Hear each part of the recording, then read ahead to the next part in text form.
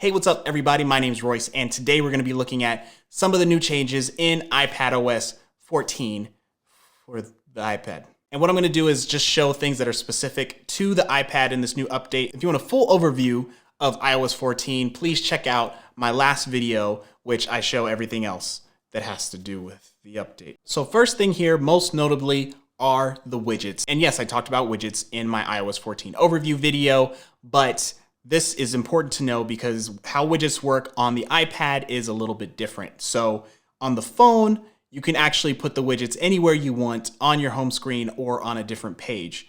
On the iPad, however, you see this little widget area, which we're all accustomed to. The new widgets can only live in this area. You actually can't put them anywhere else on the iPad, which is a little weird because there's so much real estate, but for whatever reason, they're just confined here still.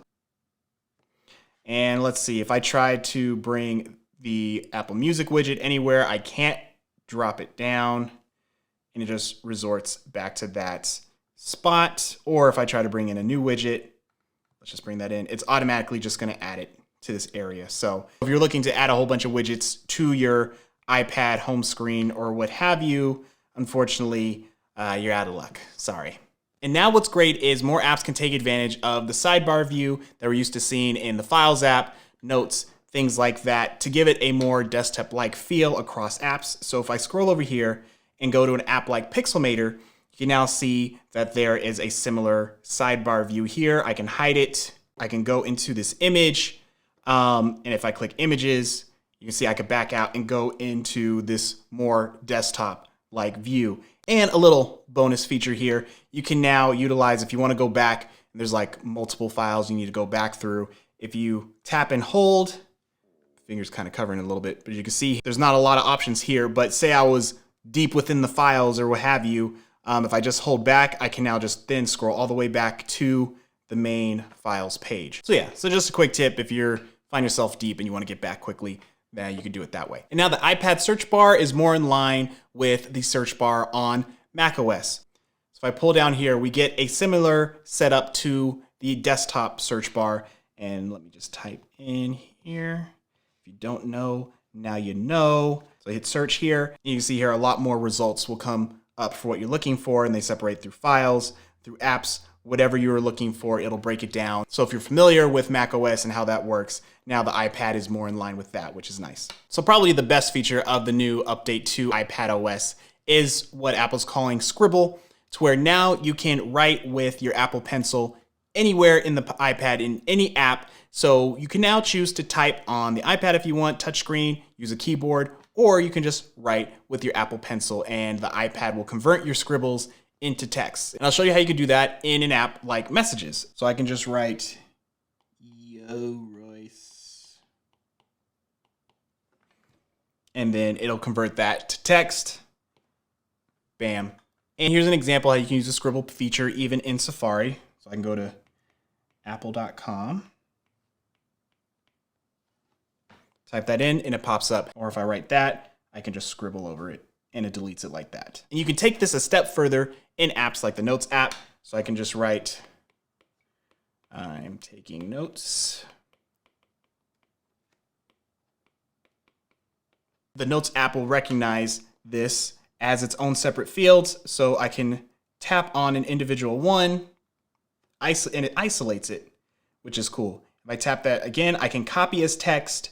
I can insert space above, or I can duplicate. Duplicate that, now I can drag and drop, or I can just delete it. And then I can even stretch this across the whole thing, and I can do copy as text, and then I can go back over into Messages and then paste it. I'm taking notes. Fire, fire, flames. Now let's say you're trying to draw something, and you're not the best, but you're trying to like draw a specific shape. So I can start over here with the circle, right? So I'm trying to make a nice circle. It recognizes that I'm trying to draw a circle, and it automatically shapes it into a perfect drawing because I'm that talented. And the key to make it work is you have to draw and then hold. So if I just wanted to do a circle real quick, I can still do that if I don't want the corrections. But if I want to have that circle be perfect, draw and then hold. Same thing goes if I want to draw a triangle, draw, then hold. Same with a square, draw, hold. And there you go. So you still have the option. So if you are worried that this is going to mess up your drawings, you have the option to still do it your way, or if you want it to be a little bit more perfect. It all just depends on how long you linger on the shape as you're drawing it. And why not? Let's do a star. Star, hold. Flames! What's also really cool is Scribble can detect even emails and phone numbers that you scribble down. So I've written here, fake email@gmail.com, my actual phone number.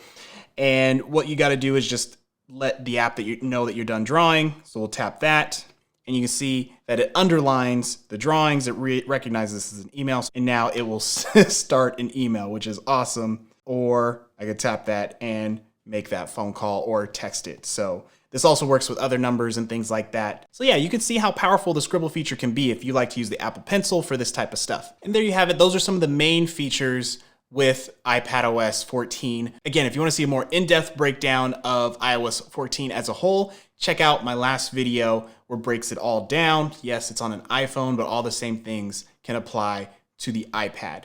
So hopefully this video helped you. And if so, please like and subscribe to the channel. And if you know somebody else who just downloaded iPadOS on their iPad, go ahead and send them this video. Hopefully it'll help them as well.